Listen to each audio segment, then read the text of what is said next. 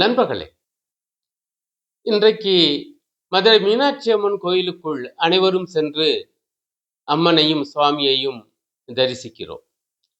ஆனால் பல நூற்றாண்டு காலமாக இந்த கோயிலுக்குள் பஞ்சமர்கள் எனப்பட்ட பட்டியல் சாதி மக்கள் அனுமதிக்கப்படவில்லை.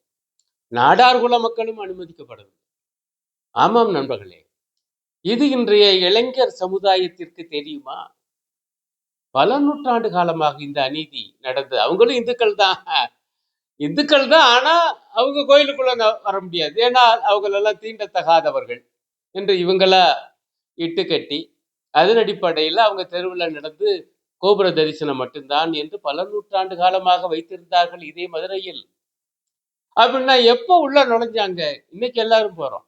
எப்ப என்றால் 1939 ஜூலை 8 அன்னைதான் முதலாக பட்டியல் சாதி மக்களும் நாடார்குல மக்களும் மதுரை மீனாட்சி அம்மன் கோயிலுக்குள் நுழைந்து அம்மனையும் சுவாமியையும் தரிசித்து வணங்கினார்கள். ஆக இந்த ஜூலை மாதம் இந்த 8 ஆனால் 87 ஆண்டுகளுக்கு முன்பு, அதற்கு முன்பு நுழையவே முடியாது. 87 ஆண்டு காலமா தான் இப்ப போயிட்டு இருக்கோம். இந்த செய்தி எத்தனை பேருக்கு தெரியும்? இதை சாதித்தது யார்? மகாத்மா காந்தி தலைமையிலான காங்கிரஸ் இயக்கம். அதுதான் இந்த 1930களில் தீண்டாமை ஒழிப்பு இயக்கத்தை நடத்தியது.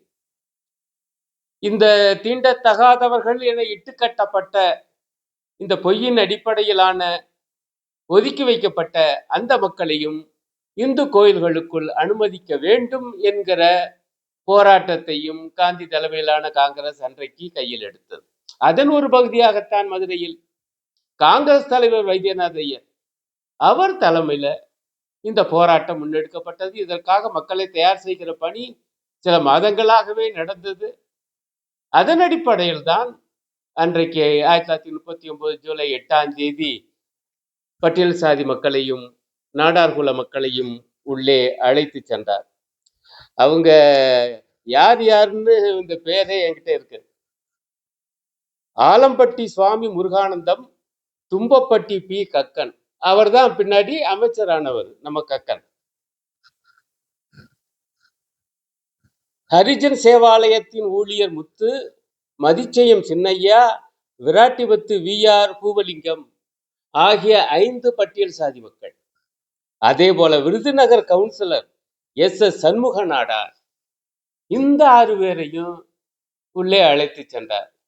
அவங்க அந்த குல மக்கள் அந்த 1939 ஜூலை 8 தான் மதுரை மீனாட்சி அம்மன் கோயிலுக்குள்ள நுழைய முடிஞ்சது. நுழைஞ்சாங்க. அதற்கு முன்பு நடக்காது.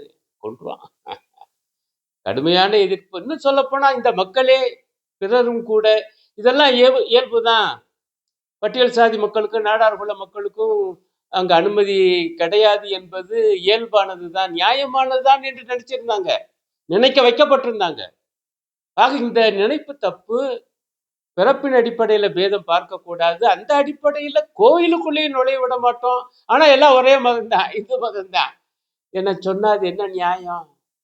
இப்ப வைத்தியநாத ஐயர் அவரு இந்து தான். ஆனால் அவர் இவர்களை எல்லாம் அழைத்து சென்றார். ஆனால் எதிர்த்த ஒரு கோஷ்டியும் இருந்துச்சு. அந்த வரலாறு ரொம்ப முக்கியம். இதே மதுரையை சார்ந்த நடேச ஐயர் என்பவர் இந்த நுழைவை, அவர்களை அழைத்து சென்றதை கடுமையாக எதிர்த்தார். வைத்தியநாதர் மீது வழக்கே போட்டார். அதெல்லாம் சொன்னார், ரொம்ப பெரிய கதை. ஆக இந்த மாதிரி ஒரு போராட்டம் நடந்துச்சு. அந்த நடேச ஐயர் தன்னை சனாதனி என்று அழைத்து கொண்டார். இப்பதான் வித்தியாசம். சாதாரண இந்துக்கள் வேற, இந்த சனாதனிகள் வேற. இவங்க பழமைவாதிகள், இவர்கள் தீண்டாமையை கடைபிடிக்கிறவர்கள், இவர்கள் வர்ணாசிரமவாதிகள், மனுவாதிகள், பிறப்பின் அடிப்படையில் வேதம் உண்டு என நம்புகிறவர்கள். அவங்களும் இந்து மதம் தான் சொல்லிட்டாங்க. அவங்க தான் இதை கடுமையாக எதிர்த்தாங்க. இப்ப 1939 ஜூலை 8 உள்ள போயிட்டாங்க. அதே மாதம் 24 தினமணியில ஒரு செய்தி வந்திருக்கு. என்னுடைய நூலாகிய ஆங்கிலேயர் கால மதுரை என்கிற அந்த படைப்புல நான் அந்த தினமணி ஏற்றியுடைய அந்த படத்தையும் போட்டு வச்சிருக்கேன். அதுல பாருங்க, தலைப்பை மட்டும் வாசிக்கிறேன். காங்கிரஸ் சர்க்காரை எதிர்த்து கவிழ்க்க முஸ்லிம்களே கிறிஸ்தவர்களே கைகொடுங்கள்.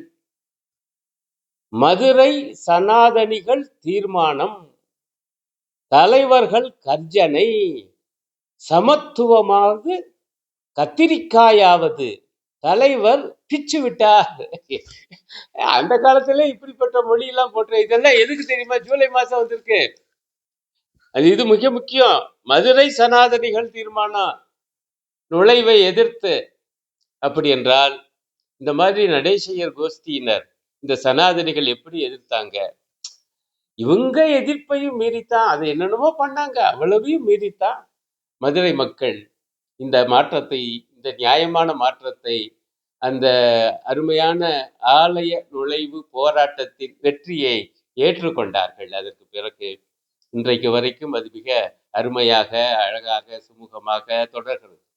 ஆகவே மதுரை மீனாட்சி அம்மன் கோயிலுக்கு பின்னால் இப்படி ஒரு சரித்திரமும் இருக்கிறது. இதை நம்முடைய வாலிபர்கள் தெரிந்து கொள்ள வேண்டாமா?